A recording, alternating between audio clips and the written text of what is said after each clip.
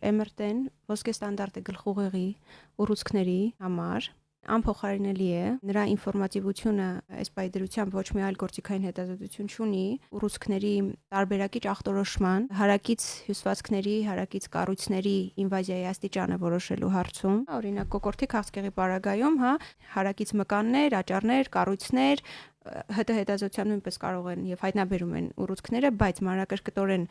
գնահատել ինվազիայի տեղային ինվազիայի աստիճանը հնարավոր է միայն MRT հետազոտության միջոցով։ Բնականաբար վերջնական ախտորոշումը բջջաբանական հետազոտություն է միանշանակ, բայց այնուամենայնիվ MRT-ի միջոցով նույնպես կարողանում են կատարել ձիվ դիագնոստիկա ուռուցքների միջև։ Այսինքն բավականաչափ ինֆորմացիա ունենք, թե առաջնային հետազոտության պարագայում առաջնային ուռուցքների հայտնաբերման, թե արդեն բուժում ստացած պացիենտների մոտ հետագա դինամիկ հսկողությունը կատարելու հարցում կոկորդի հենց քաղցկեղները այն քաղցկեղներից են, որոնք որ շատ լավ պատասխան են տալիս ճառագայթային եւ քիմիոթերապիային, եւ մենք հետազոտում ենք արդեն բուժումից հետո տևական ժամանակ եւ լիարժեք ապահովված է լինում պացիենտները, այո,